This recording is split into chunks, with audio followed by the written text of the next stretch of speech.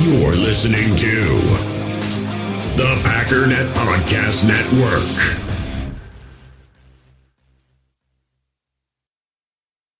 We all have smartphones, and we all know they're pretty amazing, but they also can be amazingly distracting, especially when we're around other people. So US Cellular wants us to reset our relationship with our phones by putting down our phones for $5. That's right, a company that sells phones wants us to put down our phones. And to see what we find, learn more at uscellular.com/built for us. This summer, click into cordless power with Memorial Day savings at the Home Depot. Tackle more than half an acre of grass with the convenience and gas-like power of the Ryobi 40-volt battery-powered mower. And keep your flower beds fresh with the 40-volt cordless string trimmer. Then clear debris with the 40-volt jet fan leaf blower. Click into Memorial Day savings happening now at your cordless power source, the Home Depot. How doers get more done. Actually, it's the lead play in our offense. We ask our YN or a tight end to open up somewhere between 6 feet and 9 feet to get an isolation with the linebacker. Tell the tackle to take the defensive end if he's over him. If he's not, to drive down on the first man to his inside. If the YN has the linebacker taken out, he cuts inside. If the YN has the linebacker in, he comes all the way around. If you look at this play, what we're trying to get is a seal here and a seal here and try to run this play in the alley.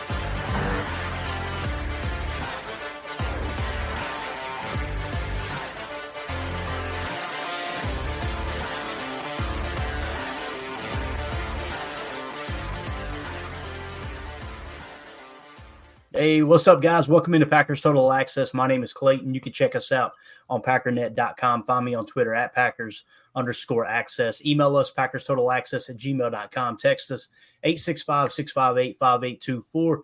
Join alongside Emilio in Tennessee. You're just stuck with a couple rednecks tonight, man. Tim is out celebrating the anniversary, so congratulations to he and the lady. And yes. Then Jacob, of course, is he said he's at work. I don't know, me. I'm not buying that Kirby, bro. No, take it down the street, man. He's probably sitting there, yeesh, in the background. Yeesh, you know it. So let's do this. Let's get a little housekeeping done here real quick before we get into some chalk talk. Kitan Oladapo. How do you saying his name, Emilio? I don't know. Because I messed it up last night. I thought about it too much when I was trying to talk last night, and. Right. All I just wanted to play was that, so I figured. The majority of the announcers are saying Oladapo. Yeah, so, and I think that's what I said last night. Oladapo. We just need him to get in front of the mic, right, and then we'll be all right. But absolutely, that's going to be the key. So, so yeah, I'm really excited about that Titans game. That should be a lot of fun, man. I know. Have you ever been to a Tennessee Titans game? Negative.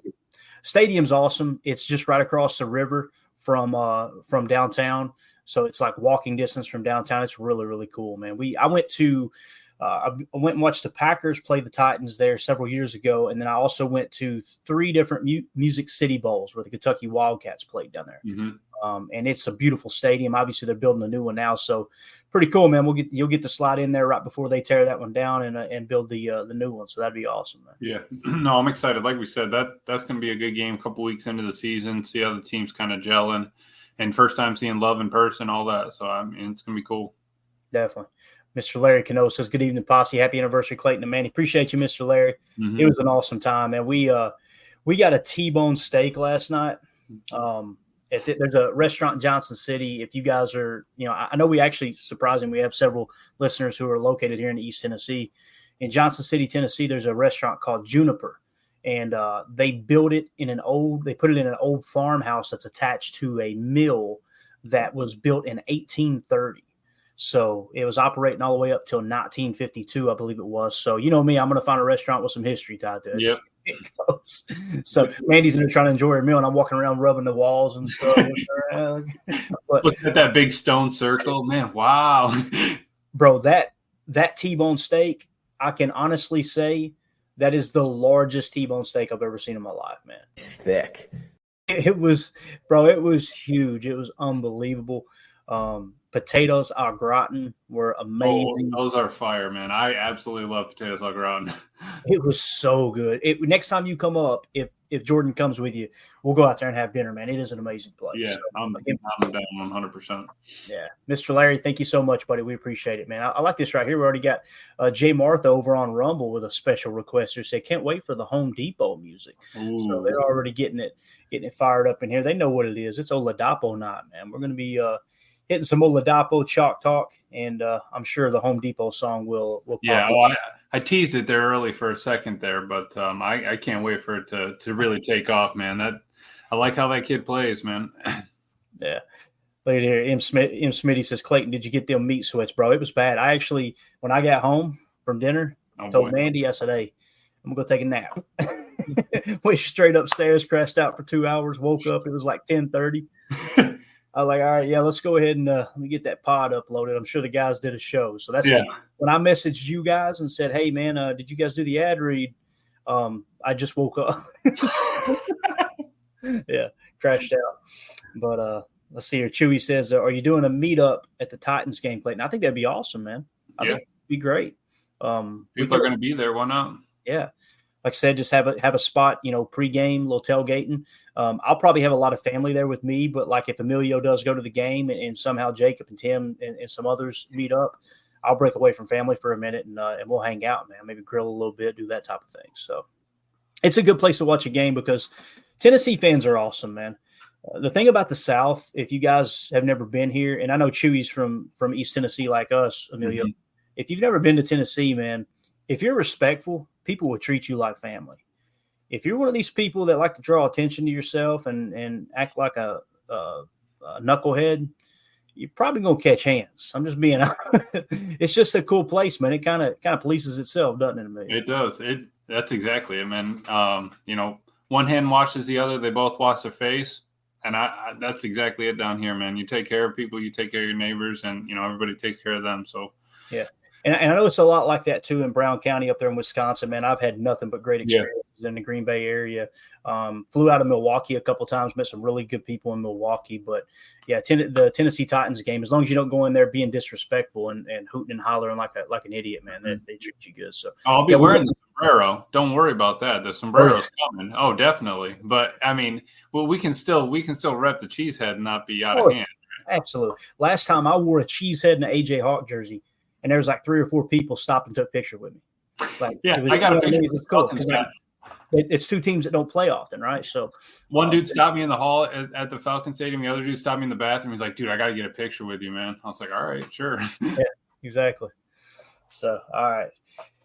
Let's do this, man. You ready to jump into a little chalk talk, Amelia? Yes, been excited. We've been putting this one's been in the hopper for a minute, so I'm excited to see him, man. Definitely. And as we always do, I got to get better at this, although the feedback I've gotten is people on the pod said that we're describing it perfect. They can tell what's going on. And it's just a little extra, what am I trying to say? A little extra exercise for them, even though they're listening and not watching. Mm-hmm. They're getting good information. You're finding out, okay, where did these rookies line up? What did they specialize in? When they made big plays, Evan Williams, like a freaking rocket, right? Always in the backfield, spying the quarterback, blitzing from time to time. Javon Bullard, you had a good mix of coverage and setting the edge, good run gap discipline, things like that. So if you really listen, and again, it's not because I'm smart. All I'm telling you is what's happening on the field. You can really come away with, okay, this is the type of player this guy is. And right. That's the goal here. So here we go. Let's just get right into it. And you stop me at any point, Emilio, cut me off, bro, because I'm going to be talking a lot here, all right? So no problem with that. I already got the music queued up. This is unbelievable. All right, here we go, man. So Oladapo, chalk talk. Let me minimize this screen so it doesn't become a huge distraction for me. I'm going to lose my mind if I don't. There we go. That's good enough right there. All right, so first play, this is against Stanford. Oregon State's up 14-0. Obviously, they were the 12th ranked team in the nation. Remind me to at the end, Emilio, to make an announcement about college football podcasts. Okay. So going up against Stanford. Stanford, obviously not a great team, but this is a 3rd and 9 play. You can see here he's playing strong safety, boundary right. All right. Now, what all that means, and again, I'm going to explain this every time because we've got new listeners on every show. The channel is blowing up. We want to make sure that we're relaying the information to everyone. When we say strong safety, first of all, what's the strong side of the formation? Here's your tight end, so it's strong right. Yep. Okay. And then he's the safety on the strong side of the field. You would refer to him as strong safety. Now, again, that can be a little bit minute, I guess is the right way to say it. In today's game of football, it's not like the 90s where the strong safety was just always down here in the box and always, they could have had the tight end over here and a trip set to the right. Technically, it would be strong left, and that would make him the strong safety, right?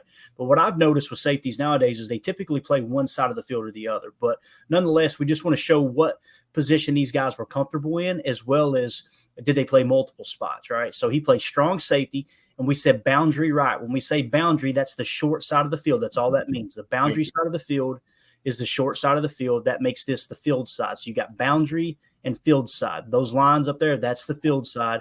You see Oladapo is on the boundary side. Okay? And that's key, especially in college, Clayton, just because with the splits of the hashes, we need to make sure we're differentiating. Dude, if you're a strong safety, does that mean wide side of the field or does that mean short side of the field? Because if not, we could have a headache in front of us.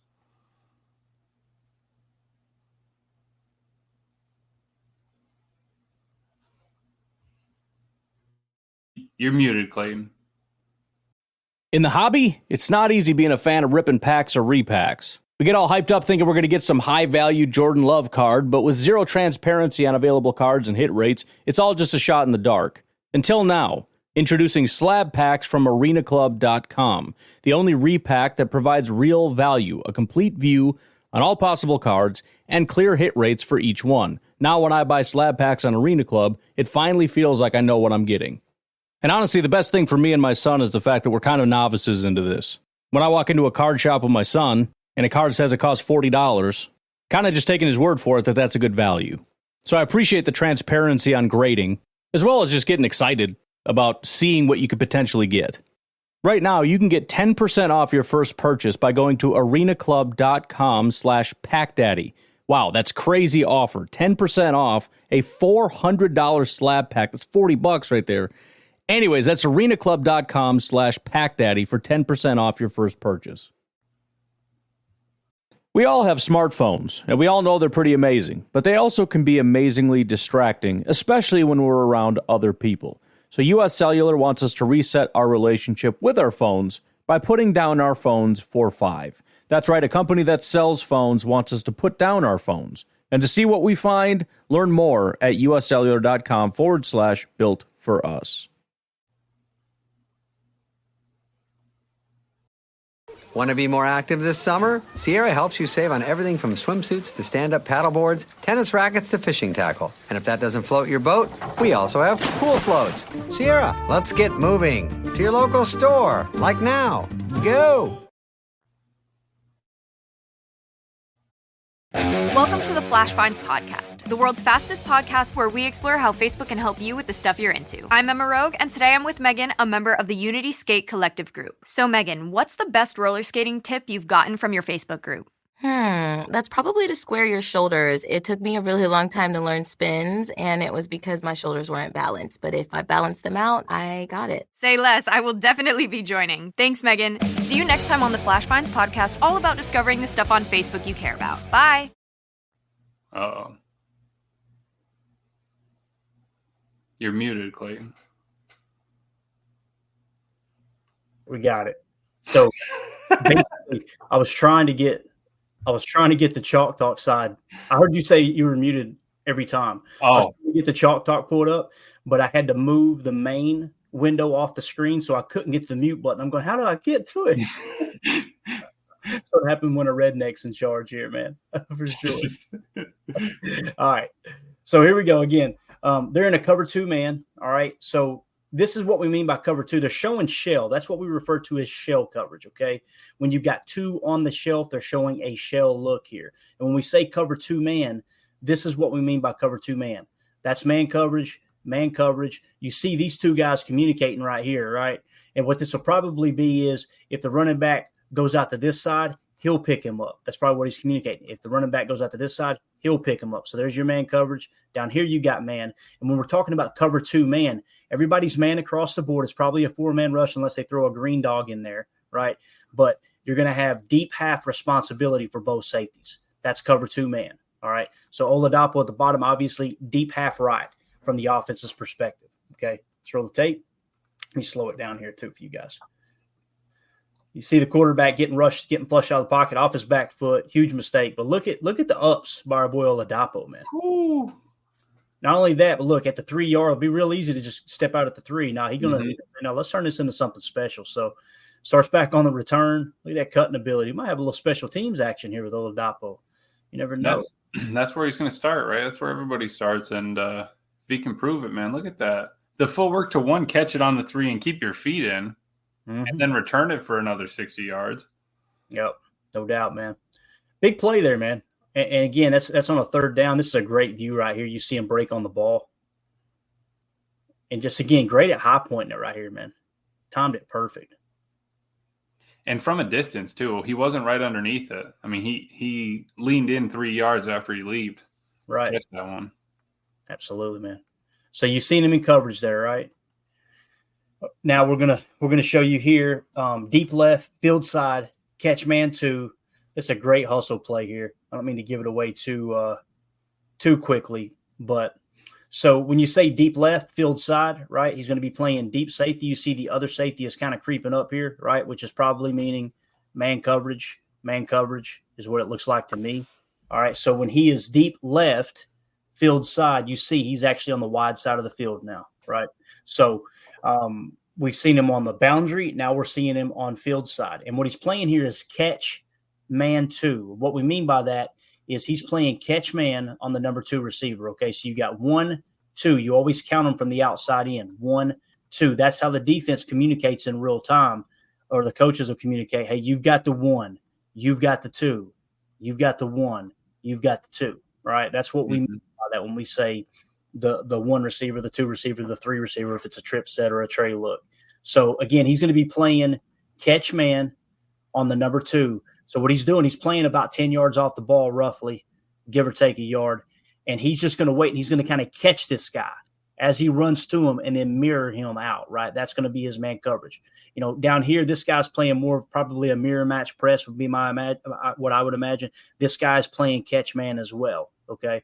Probably got somebody firing here is the way that looks too. So, again, field side catch man 2. Watch the hustle on this play, Emilio. This is pretty wild. So you see him. He's going to be playing deep safety. Or he looks like he's playing deep safety. He's actually playing catch man. They're going to fire that nickel. See that cat blitz? Yep. So you see the cat blitz off the top here. This is a nickel corner. He's what you'd like to see him do is sugar that and show man and then fire, but he didn't even worry about it. They've probably seen in the past a little zone read run, and that's why he's going ahead and kind of establishing that edge there on that. Trying to blow it up on that 3rd and 4. I mean, don't even mess with getting your hands on him. It's not a 2nd down. We need to stop this. Absolutely. And when we say cat blitz, guys, cat blitz, CAT, is just it's short for cornerback. That's the way I always heard it. So when you hear cat blitz, it means cornerback blitz. Rather than saying cornerback, cat. That's it. Okay. That's what a cat blitz is. So again, watch Oladapo. We showed him up here, right? Now watch him chase this play down. Look at the hustle here. All right. So look, get a little zone read look. I'm gonna run it right. You see the blitzing corner. Now look. Watch him run this down, bro. Not only did he save a touchdown, Emilio, but he got him the damn ball back. This is a number 5 team in the country, man. That guy was sitting there thinking, dude, if we're even, I'm leaving. And Oladapo had other things to say. This man tried to run out of the store with a brand new Milwaukee M18. Oladapo, stop him at the doors. We're bringing this thing home. Heck yeah, man. Again, that's just a great – and the timing on the punch too, man. Like, you can't teach this, you know. This is something a guy's got or he doesn't. Right. Just the instincts. That guy thinks he's going. Tackle. He saw it was a little loose. High and tight. But that's why you got to switch carry it on the outside. Left it open on the inside of the field. Bam. Bro, he brought that Rampage Jackson haymaker too. Watch him wind that thing up. That came from way back there. Deep. He said, if I'm not – but I love that he kept – the key right there is he kept swung around with his right hand and wrapped up at the same time. If you're going to hustle all the way down there and try to punch it out on the 5 and you miss and you don't tackle the man, different conversation. 100%. And again, the situation, you're down 9-7. They were about to go up 16-7 in the second quarter. That's a 3rd and 4 play. I mean, you talk about all the momentum. Instead, what happens? Runs it down. Not only does he steal the ball back, he steals the momentum back here as an underdog, obviously, at home. So, pretty cool play, man. So, what have we seen so far? We've seen him show shell pre-snap, boundary side, right? And he played 2 high half in a cover 2 man, okay? Mm-hmm. This play, he played catch man on the slot on the field side and showed hustle with the peanut punch. Here's a good look right here, man. This is really. They knew it was coming. They literally knew a zone read was coming. Look how deep they were. They had 4 yards of penetration, and they slipped right through, and he's still on his man, plays man the whole time, and then goes, all right, I'll do the defense. Yeah, look how far away he is. Like, this is opposite side of the field, right? Mm-hmm. Watch him chases this, takes a peek, and he's like, oh, crap. All right, I guess I'll take care of business. Let me go get this cat. They're even right there. They are literally even. The thing you notice, too, about Oladapo when he plays in real time, his stride length. That's something that doesn't get talked about enough in football. Greg Cosell is the one who introduced me to it. Yep. Talking about stride length. And I was listening to a pod. Greg actually didn't get a chance to watch Oladapo. So he actually didn't get a chance to watch his tape. But I got that cut up. We can maybe play another one of these days. But he actually hadn't had a chance to watch him. So it was Doug Ferrara that was talking about it. But gotcha. Yeah, I would like to hear that sometime. If we could get that pulled, maybe we could play it tomorrow or something. So then he ear holes in there with a little sucker punch too. Punch. You ain't cheating, you ain't trying, man. See? Raise hell, praise Dale. You know what I'm saying? All right.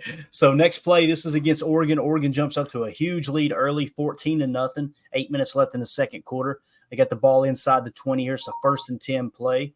And if you'll notice here at the bottom, I'm pretty sure he's playing man 1. Yeah, that's what the notes say. So he's playing cornerback here, right? So he's playing, and this is pretty much kind of set in the middle of the field. I think if you had to pick it, you would say it was boundary side because it is kind of the short side of the field. But nonetheless, Oladapo is playing man coverage. He's playing man 1, so he's on the 1 receiver. He gets cooked on a skinny route here. Some people call this a little stick nod. I've heard 1,000 different nicknames for it, but essentially what the receiver is going to do is he's going to try to get him to commit outside and then cut it back in for a skinny post here. Okay, that's what he's going to do. So what you're going to see Oladapo do is he's going to bite, hop outside. That's not a positive play either, guys. That's a negative play, right? He gets burnt, but watch once again. We just showed you a play where he played hustle, right? Watch him hustle back on this play right here, Emilio. Never gives up. Look, he's burnt. He's cooked, bro. Yeah, absolutely cooked. Cooked at the 10. Yeah, and look at this. Laying out. Wow. That's up. Pretty darn impressive. He made up 3 yards in a stride. Like you said, stride length. Being in the dude knew it too. Yeah. Head down. Yeah. I like how he hits him with little George Pickens right here too. Watch him stare at him. What's wrong, boy? I love it. He's like, what's he crying about? He said, "What? You can't find it? It's in aisle 32. Come on now." I think we get another angle here too that looks really good, man. It's a lot better look, I believe, here where he look at this right here. He's beat, bro. Oh my, he's beat. They're just not expecting him to lay out like this, man. Ball's a little underthrown, yeah, but still. He got his head around. And he didn't give up on the play. He got beat and he didn't drop his head. You know, he kept playing. Yeah. I love this right here. Coach Lynn says knife route. So they call that a knife route where it's almost like a shoot. You're going toward the sideline, like diagonally to the sideline, and then angle it back in on a skinny. Yep. So they call it a knife route. That's what I'm saying. But I love that about coaching too, is like you can ask a ton of different coaches and they're all going to have different names for it, different nicknames, you know? Yep. That's a beautiful thing about, especially with high school game. Now you get into the college game as well. Everybody kind of puts their own little spin on it, but yeah, good stuff, Coach. Appreciate you mentioning that. All right. So let's move along to the next play here. You just want to show him. So there's another hustle play. We've seen boundary side playing 2 high man, right? That half zone deep in a 2 high man look. We've seen him play catch man 2. Now we've seen him play catch man 1 on the boundary. So here he is in an A-gap mug. So what he's doing here, when we say he's mugging the A-gap, he's on the line of scrimmage in the A-gap, and he's showing blitz. And it does a number of different things. You're given when you're sugaring an A-gap mug like this, you're making the quarterback think, okay, he's got to account for these guys. We got to pretend like, hey, they're blitzing. So they really go to a spread look. They go to a trips right look, unless this is a tight end. We refer to it as tray right, probably trips right. Okay. And they're showing all this stuff spread out. You see these guys are just playing catch man. It's a 3rd and 16 play. So they chose to be aggressive. At least it looks like it on the surface. So the quarterback and the center have to set the protection. They've only got 5 guys blocking here, right? So with only 5 guys blocking on the line of scrimmage, you got to account for all these guys. You got 1, 2, 3, 4, 5, 6, 7 guys on the line of scrimmage, right? Yeah, 7 up there. So they know there's going to be a free runner somewhere. So when you mug the A-gap like this, and we've seen it last year with Joe Barry's defense over and over and over, where Quay would mug the A-gap, you're occupying the center. The center has got to respect the fact that you may shoot that A-gap and blitz. Now, when we say A-gap mug, sugar spy, what he's going to do here, he's going to do a quick jab step, make that center commit, or the guard, depending on which way they fan the protection. He's going to do a quick jab step, and he's going to drop back, and he's going to sit in a spy and just keep his eyes on this quarterback and make sure he doesn't run on this 3rd and 16 play. All right, so here we go. And watch him recover the fumble here. So a little sugar spy. See the center? Center's blocking no one. So you took the center out of the picture. They're actually only bringing 4, and you got a bunch of rat underneath here now, right? So he's in a spy look. Again, Oladapo right here in the middle. The quarterback knows, well, crap, they sugared the hell out of us. Let me see if I can get it with my legs. Problem is Oladapo is just waiting, man.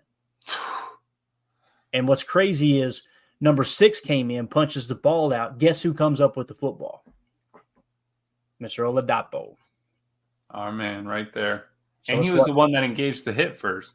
He was the one that stepped up and made the play, made the quarterback think, but he's holding it like a loaf of bread. Watch this. You going to come in? All right, secure the tackle, right? All right, you got your leg, trip him up. Bang. Now watch Oladapo in the background. You'll see him go, oh, is that the football? Let me grab that real quick. Oh, thank you, man. Appreciate that. He just seems to always be around the ball, man. He's very instinctive. Yep. Yeah, like here's a great look. So you see it punched out. Look at Oladapo on the ground. He sees the ball. Watch him. Sit here. Let me help you. Be real easy for them to recover that football right there. Instead, he's right there in the mix. So now on that play, what did you see him do? He mugged the A-gap and was spying the quarterback, right? A little A-gap mug, sugar spy. So you've seen him make the tackle, recover the fumble. Go ahead. Were you going to say something, Emilio? No, I just love that, man. The hustle play didn't give up. He's laying on his back, and he still grabs the ball. I mean, he's paying attention, and he's working hard, dude. Yeah, definitely. All right, next play. They're against my Notre Dame Fighting Irish here. Notre Dame was the 16th team in the country. Oregon State was ranked 19th. Okay, they were 8-4. Notre Dame was 9-3. It's a 2nd and 13 play, second quarter, 9 minutes and 3 seconds left. All right, in the second quarter. So he's going to come out. He's going to play free safety, boundary left. He's going to play what I think is a robber spy. Okay, they're going to try to run a quarterback draw here, and watch his awareness. And once again, this is the second clip that we've seen him do the peanut punch and punch the ball out. So you see him circled there in the red circle. And again, he's playing free safety. To the best of my knowledge, he's playing free safety here. He's going to be playing boundary left, short side of the field. He's going to do a little robber spy. When we say robber, this guy's going to kind of jump down into the middle zone. But to me, it looks like he's spying the QB. All right. You're going to see him fade back a touch right here, and then he's going to slide over. So it's kind of like, all right, let's just sit in the middle of the field, let's spy the quarterback. Look at that double spy, really. They run that quarterback draw. You've seen him, first of all, you see him evade that block there, Emilio. So you got number 4 trying to seal him off. And then here comes that peanut punch. Bang. I love that. I absolutely love that he has that in his repertoire. Yeah. Because half the people would have tried. I mean, he'd probably try to lay him out, right? I would have probably tried to lay the dude out. If you hurdle like that, oh, man. But no, sees the ball. Oh, never mind. 50 right there's got him. 52 is about to blow him up. But at the same time, let's punch that ball out. The things are swinging around over there. Heck yeah. This looks like Mandy drawing back on me when I forget to take the trash out right here. Uh-oh. What it looks like. I'm a battered husband. Y'all have no idea, man. Emilio's seen it firsthand. Takes good care of you. No, she is. She's a good woman, man. No doubt about it. I need to be careful what I say here. I don't want to piss anybody off. When you talk about somebody being a good woman nowadays, everybody gets all, whoo. Anyway, Yeah, so once again, another peanut punch, right? Great play there. Looked like he's a little banged up too, man. But yeah, just a great play. So in that situation there, you've seen him play in free safety, robber spy, comes in, peanut punch, forces another turnover. Okay. All right. So here we are. Oregon State is absolutely boat racing Stanford now 48-10. This is the third quarter, 3 minutes and 19 seconds left. Second and 18. He's going to be playing free safety and boundary left. Going to be playing catch man 1. This is really, really interesting here because you see where he's lined up at. He's going to end up playing catch man on the 1 on the left here, right? He has help underneath and he knows that. It's just a great read and another perfect high point of the ball. So again, watch him here. He's gonna pick him up and play catch man 1. 4 lets him go because he crossed the face. All right, he knows. You see the angle he took right out of the gate, Emilio? Yep. Like, it'd be real easy. I got to get down here on this guy, right? Because this is the guy he's covering right here. Yep. But instead, what he does, he knows he's got rat help underneath, right? So with him knowing he's got rat, watch him kind of, all right, I'm going to take this crosser away. He's going to pick this guy up as this guy tries to cross the field as he goes underneath the rat. So watch him.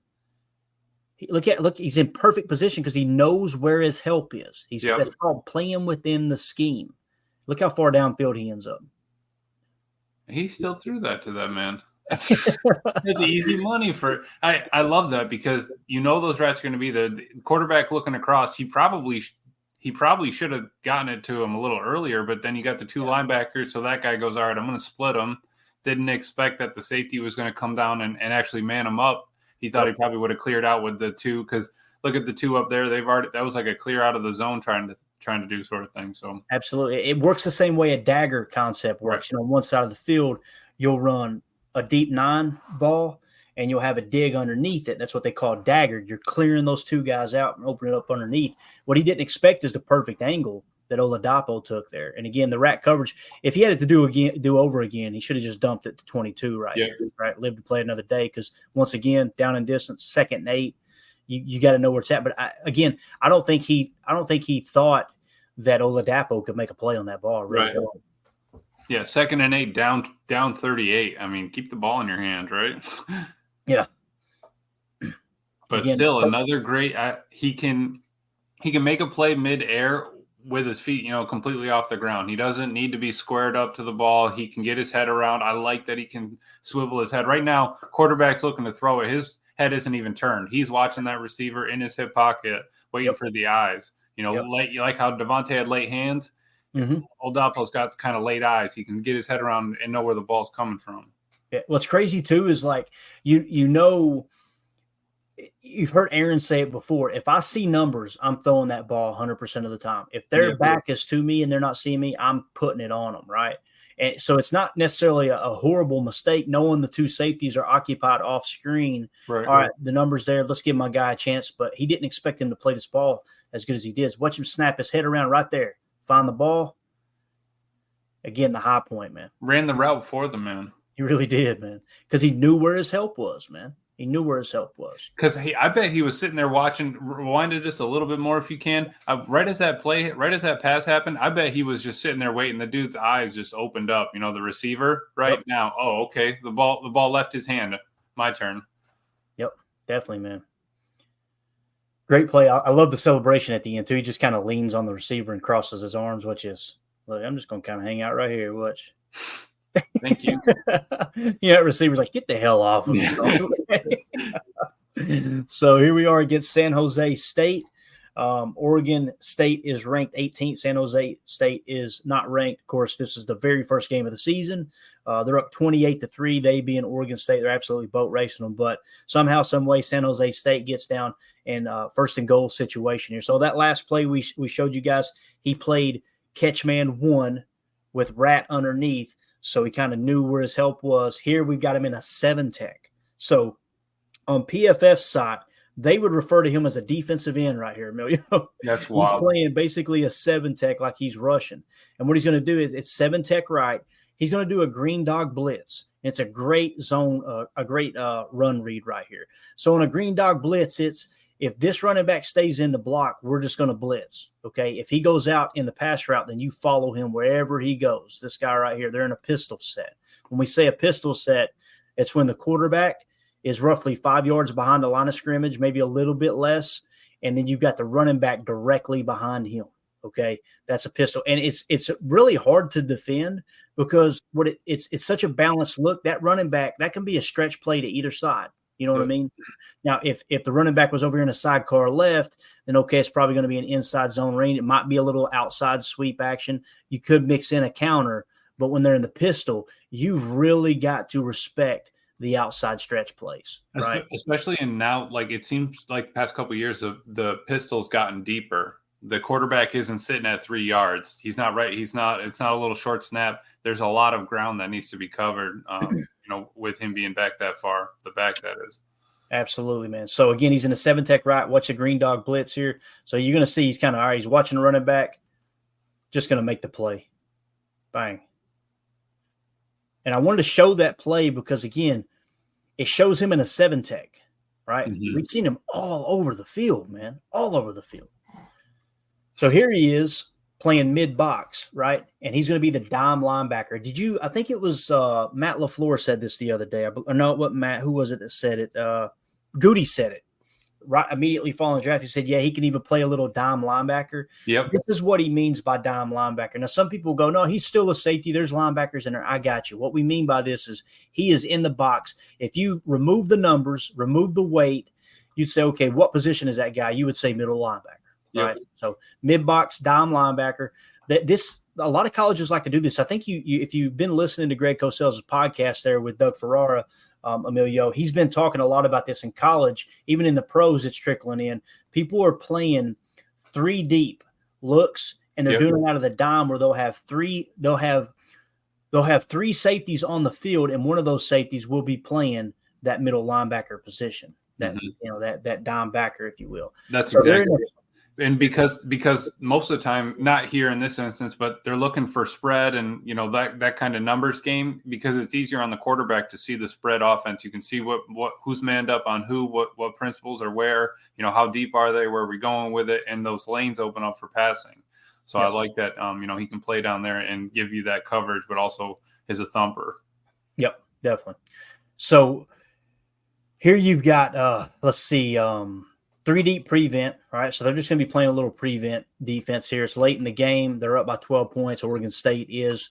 And he's going to sugar the A and run a scrape C here, okay? And when we say a scrape blitz, a linebacker scrape is when a linebacker, basically the way it works is you'll have a defensive lineman crash in, much like an ET stunt, but rather than a defensive tackle rolling outside, you're going to have a linebacker scrape off his backside and blitz, okay? So in this situation, he's playing dime linebacker, right? And he's going to be sugaring the A gap. You're going to see him sneak up here, and he's kind of sugar the A gap. He's going to sugar the A gap, but they're running a scrape. He's going to scrape C. So what he's going to do is this guy crashes. He's going to scrape outside the tackle on a blitz. Now, what's really cool is he's in quarterback contain. So he scrapes to kind of contain the outside and watch him adjust and keep this quarterback under control right here. So, again, look for the scrape. See the guy crash in. He scrapes out. See that movement right there, Emilio? Love it. That's a linebacker blitz is what that is, man. Because that also freezes the guard and center kind of right there. We're pushing in on the tackle into the guard, but that also freezes the center and the guard looking right side saying, hey, he's not coming at me. He's going out and around. We need to try to get over the tackle there. Yeah, absolutely, man. That's exactly right. So, again, he's going to scrape the C, watch him come around. He doesn't get too aggressive. He's just going to contain. He's bouncing back in. Look at him get off the block. That's a tackle on him, by the way. Still makes the tackle on the quarterback there. So, and it's UCLA, right? They're ranked 18th, 16th right there? I mean, that's big game, good team. Yep, absolutely, man. So, now in that situation, you've seen him play dime linebacker and scrape the C. Mm-hmm. And it looks like Doug was asking about his weight on NFL Draft Buzz. They had him at 216, with linebackers are now around 230. So It's not far off. Hit him, hit the weight room a little bit. Dude could be at 225 and call it a day. Tyron Hopper, he was 231. Yeah. So. And when you're going to when you're trying to get what we call a sub linebacker, they don't care about the weight. They can give a rat's rear end. The whole point of having a safety playing sub linebacker is to maximize the speed in passing situations. Mm-hmm. So and his ability in coverage, his ability to get his head around, his ability to read a crosser, to get upfield, to make a play on a running back, punch the ball out. All that stuff is key. Yep, definitely. All right, next play. This is San Diego State. Oregon State's up 19-9. 9 minutes left in the fourth quarter. The San Diego State is unranked. This is a 2-point conversion attempt. So they're trying to put this thing within 8 points here late in the game. He's going to be playing box left. And some will call him a Sam here. Again, I don't get too caught up in Sam and Will and all that stuff. But he's essentially going to get caught peeking here on a fake power. Watch him recover. And the H-wing is going to leak here. This is a really cool play call. If I remember correctly, they're going to run a fake power play. So they're going to have guys pulling, right? Mm-hmm. So let's see here. It's actually, I think, pulling, if I remember correctly. This guy's going to kind of block, and then he's going to try to leak out up top, right? And watch Oladapo. He bites on the power, okay? So he's going to bite on this power action run because you're reading the offensive lineman in these bits, right? Yep. So he sees that. He starts to read it, but he notices the H leak out. He reads that the ball's still in the quarterback's hands, and watch him recover on this H right here. So, again, watch the H wing here. Going to fake the power. He's going to kick back out. Look at Oladapo. Wow. He already read it. Now, you would think, oh, that's a touchdown. That's a tutter. Easy. Yeah. Watch him recover. Bang. Failed 2-point conversion. Look where he tackled this cat. On that 6-inch line, bro.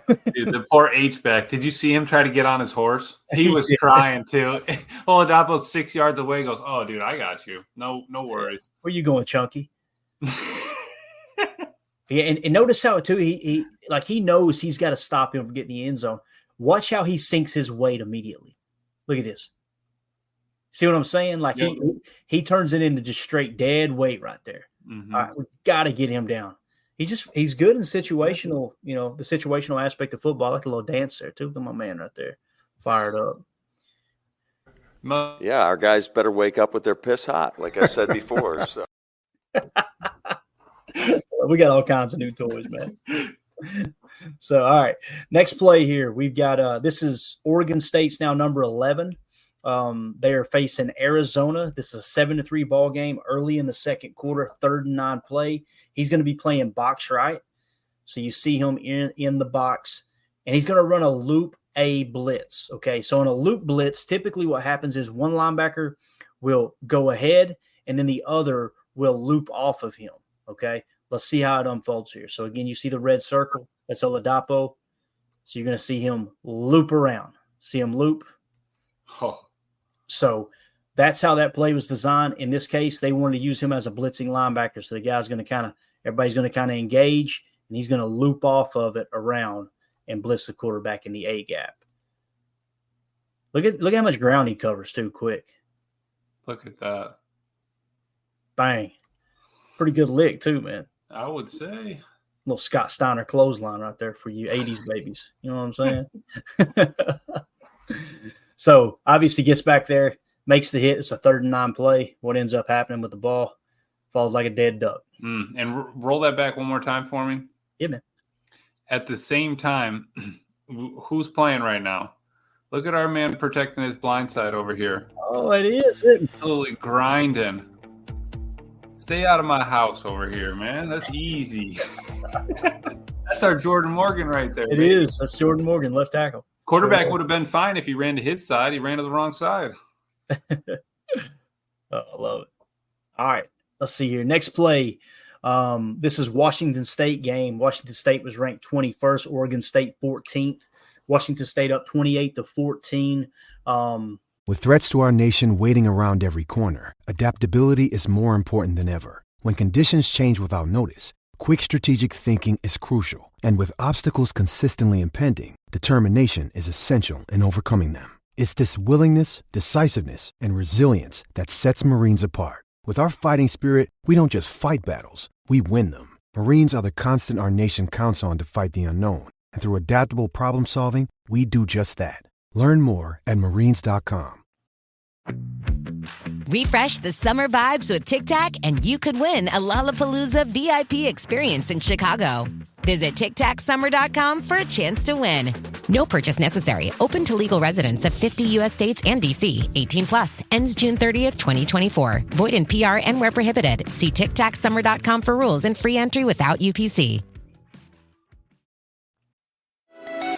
Don't just take, give with the Instax Mini 12. An analog camera with a bubbly design which comes in a range of vibrant colors. It's got a selfie mirror, close-up mode, and automatic flash control.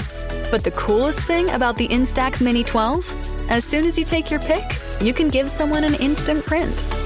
Fill your world with joy with the Instax Mini 12. Find out more at instaxus.com. The Dine Under menu is here for a limited time at Outback Steakhouse. Get an 18-ounce bone-in ribeye and our signature blend of 17 spices, Kingsland pasta, or juicy sirloin and lobster mac, starting at just $16.99. That's better than the actual Outback, where even if you caught dinner, you know deep down you couldn't do what needs to be done. Run free, little buddy. Run free.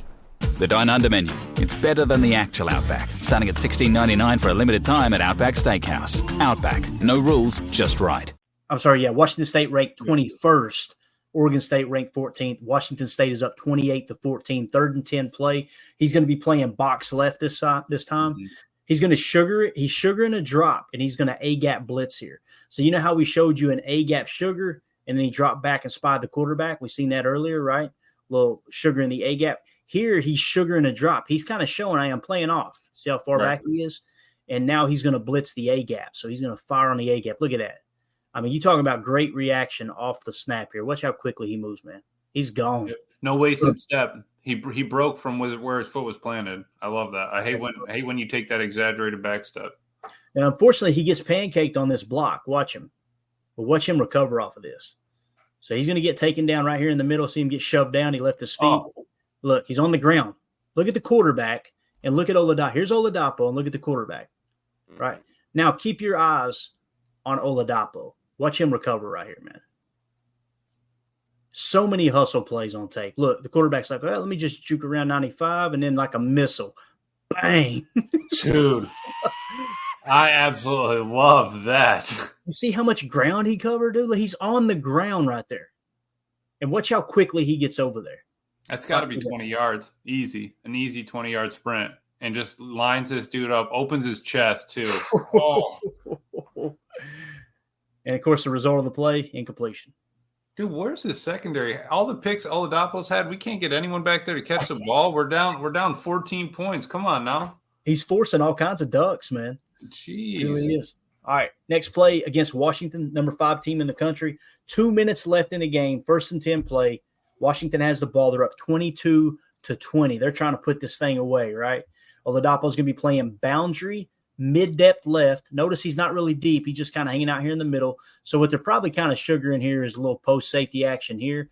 But, again, you got a lot more freedom in college football with the complexity of how offenses are ran. There's like 1,500 different types of offenses in college football. So I really believe that a lot of defensive calls at the college level, it becomes a little more, I don't want to say freelance, but they're just – the NFL, you got a handful of defenses that are called. Mm-hmm. In college football, it's a whole different beast. I'm sure Coach Lynn can comment on that, man. At that same time, Clayton, in college football, it's big on the boards, right? Card players, I think is what they call them. Like, dude, if you look to the sideline, oh, I got a duck, I got a Packers symbol, and I got a Home Depot sign. All right, we're running a dagger concept. Yep. But some people need that rather than just that audible or the audible in the huddle sort of thing. Yeah. So he's 7 yards off the ball right now, roughly. A little bit further when you talk about the diagonal distance. Watch him read this run. No hesitation. He's going to fire up. All right, so the 2, here we go. Shoot your shot. Watch him stay squared up. So you see him as a run defender, man. Pretty solid. Again, not a great tackle, but just lowering that head and bang. He's the only one that could make it, though. Everybody else is getting blocked. Yep. So there you see him kind of, again, in a little bit of that linebacker role, right? All right, next play. This is Oregon State against Stanford. The boat race continues, a 3rd and 29 play. I have no shame showing this play. All right. So obviously they're in a too high shell look here. He's going to be playing deep boundary right. cover 2 deep half. So deep half right. They're in a cover 2 defense. I think it's a zone if I remember correctly too. Watch him time up this hit on the receiver. It's absolutely perfect timing. So you see how they're kind of in a zone. Everybody's just in a zone. So to me, this looks like cover 2 with a little bit of Tampa action, meaning this would cover the seam if there was a number 2 or a number 3 stretch in the seam. That's kind of what it feels like to me. Some people refer to this as cover 2 sink, but watch him make a play right here. Quarterback steps up, throws on the run.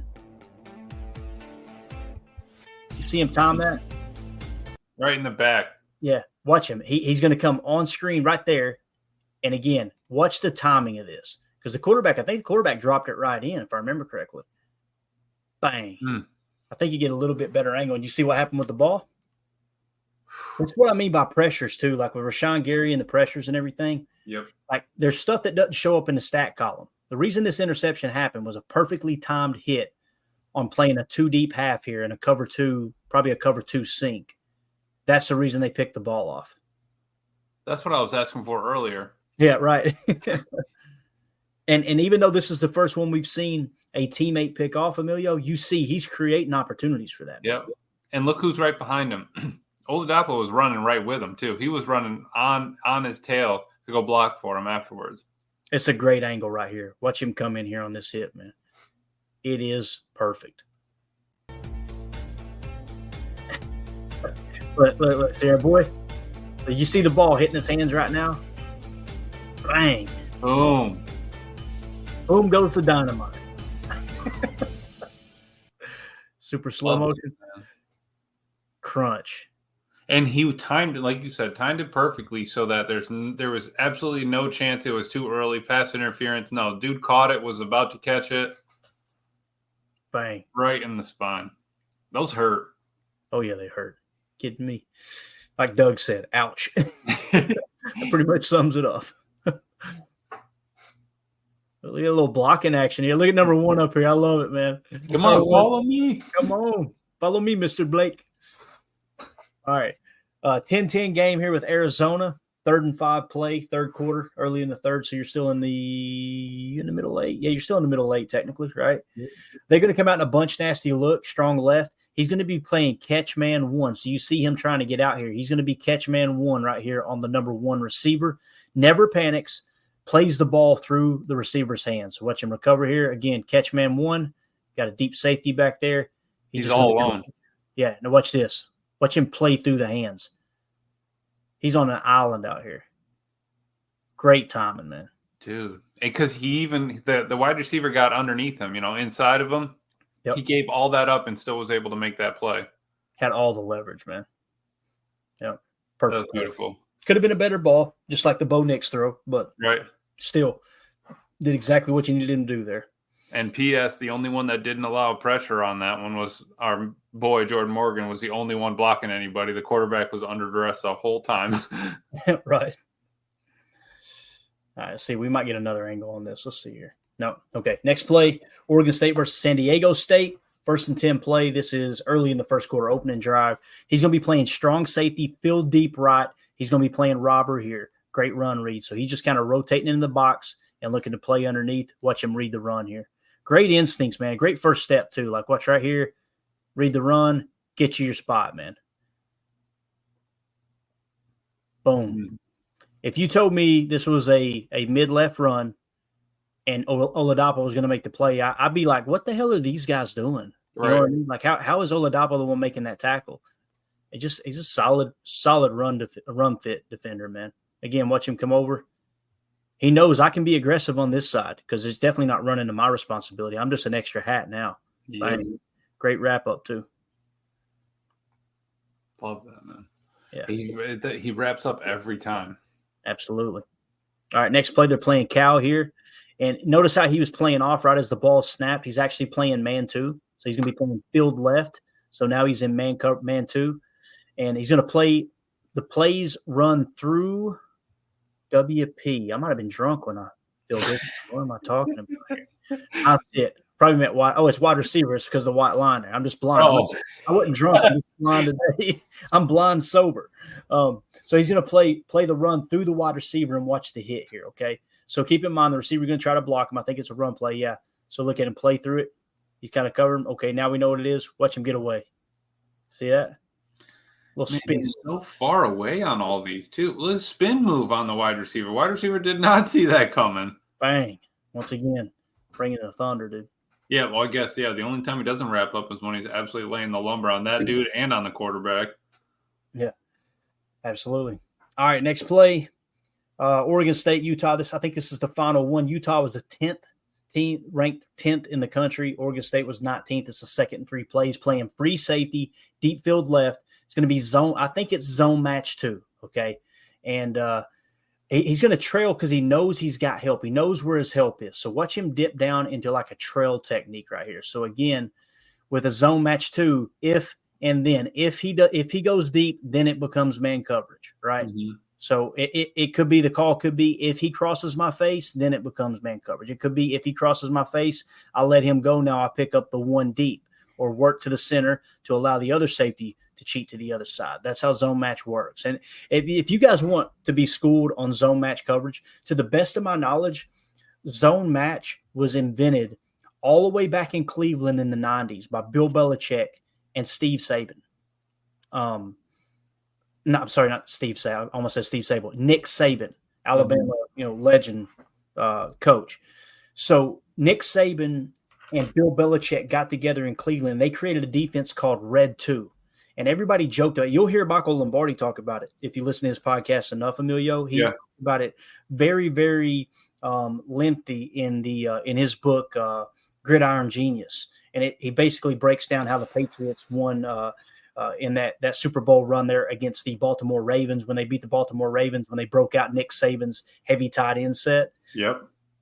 Nonetheless, the way Red 2 worked was there was a ton of different combinations, and it was simply everyone had an assignment that if this guy does this, then it turns into that. So it's essentially a cover 2 call, but it was zone match principles. What's happened is now in modern day football, many people, including Joe Barry and other defenses, they've evolved into, they'll run zone match, not just outside of Red 2. Because the reason it was called Red 2 was when opposing offenses would get inside the red zone, the Patriots back then, of course, the Cleveland Browns would go to what they call Red 2, which is essentially cover 2 zone match.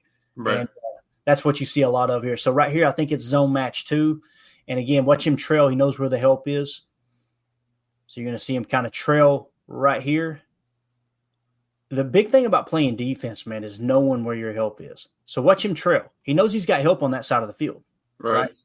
It'd be real easy to play up top, and that guy be able to get a beat on the ball underneath. But again, it's going to make that as difficult as possible because he knows that safety. I guarantee you that receiver right here is thinking, "Oh crap, what's that?" That's the other safety. You channel him right into coverage. Right, because you didn't want him to get over the top there and then let that guy slip underneath. He stayed right in his hip pocket, running with him the whole time. Or if the guy runs a cross corner route on him, right? And he'd be screwed. So he knows I got a trail here. I know where my help is. Mm-hmm. It sounds simple. You think, oh, that's probably the least exciting play that you showed all day, Clayton. I know. It's showing he's schematically sound, right? And he knows where his help is. Yep. It's absolutely huge, man. And that was the second down shot play. Now they go back to a 3rd and 3. Yep. Then what happens, right? Yep, exactly. So there you go. That was Oladapo Chalk Talk.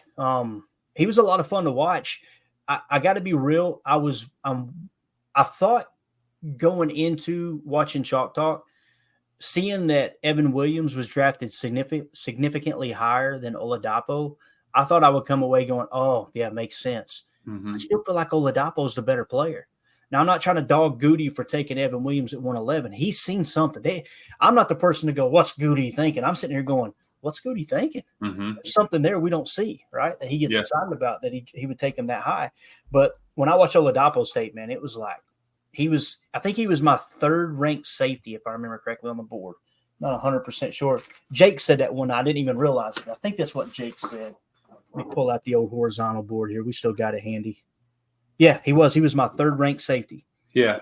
Which is really exciting, man. So I had Tyler Nubin 1, Javon Bullard 2, Kitan Oladapo 3. So we got 2 of the top 3 safeties in the draft. How cool is that, bro? So, yeah, I'm excited to see what Oladapo does. Again, I felt like his tape was just excellent, man. It was a lot of fun to watch. much. What did you come away with, man?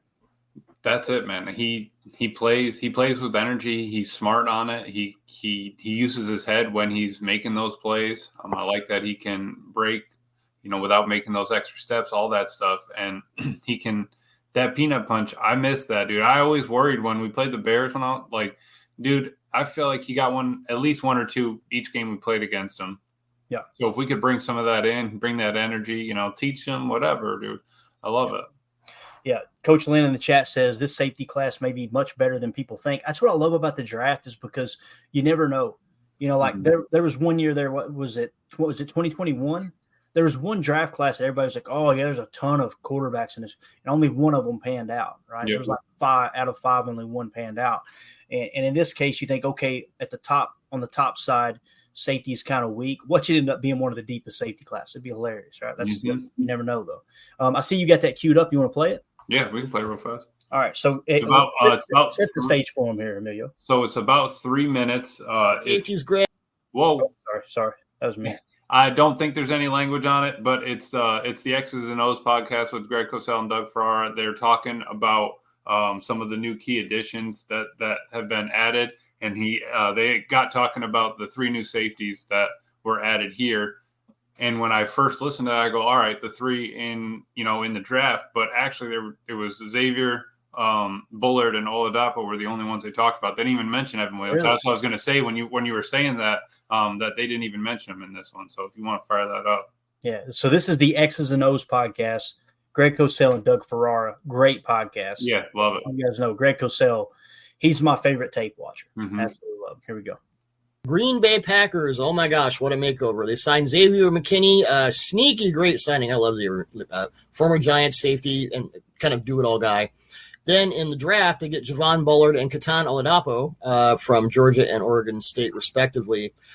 So 3 new safeties, a new defensive coordinator in Jeff Hafley, who has already said we're going to have our corners play more aggressively. Well, now they have 3 guys who can do a lot of stuff. Let's start with Bullard, who we've talked about before. And what I really loved about Bullard when I went back and researched his 22 season and then 23, Kirby Smart, because of some guys had left for the NFL, Kirby Smart said, okay, in 22, you were a box slot guy. We're going to play you 85% free. And like the Steelers did that with Minka Fitzpatrick when they got him from the Dolphins.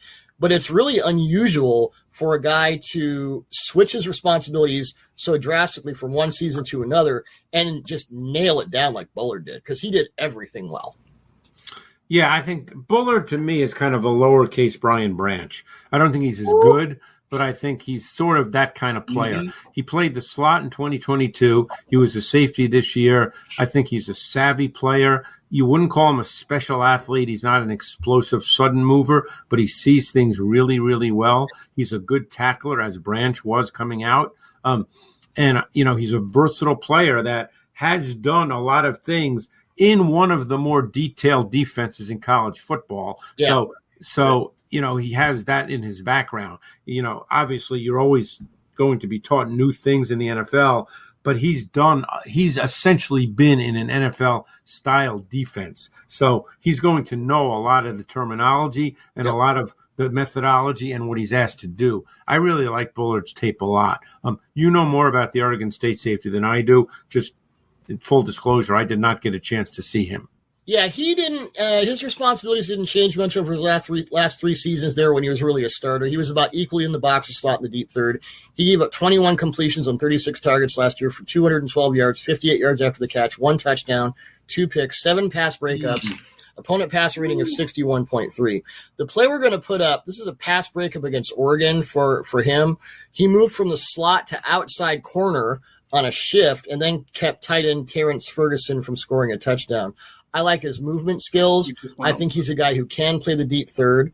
I think we just broke that down. I was just going to say, I think we did. When he was on the bottom, he was playing outside corner, right? Yep. He was catch man on the one. With Bullard, we're going to put up the deflection against Ole Miss, which you probably saw. We started with a deep drop at the seam in cover 2 and then got to the boundary for the interception. You mentioned how well he sees things. I swear he saw that boundary throw before it even happened, and he was able to get there in time to kill it. Yeah, no, Bullard's one of those guys. He just has a feel. He sees it. Sometimes you can't teach that. Guys just see it or they don't. Yeah. But Oladapo, I think, so they have 3 safeties who really can play just about everywhere. And that, Jeff Hafley must feel like he just hit the buffet plate in Vegas. Like, I can do whatever I want. And that's so different from what Joe Barry had. So this is one of the more I kind of looked into this and that they got 3 new safeties and they can all do all these things. That's going to be a very modern, very interesting defense, I think, for sure. Ooh, a very modern, very interesting defense. I'm excited. Dude, So when I heard all that, I was like, and the fact that they didn't mention, like you said, Evan Williams, but we have 3 dudes that can all kind of do the same thing, that are all good tacklers, that are all smart, intellectual. Maybe they're not the most explosive, athletic guys, but they know how to play football. They know how to read, react, and they know how to respond on the field. Yeah, no doubt, man. I'm excited about it, dude. Again, Oladapo, we showed you Javon Bullard's tape already. He's got a different set of skills than Oladapo, I feel like. But like you said, they've all shown on tape they can do the same thing, right? Yep. Bullard's definitely more of that coverage guy. Now, don't get me wrong. He'll step up and play the run. To me, Evan Williams is more of a run defender, right? And then Oladapo is kind of a mix of the two, in my opinion, right? So, going to be a lot of fun.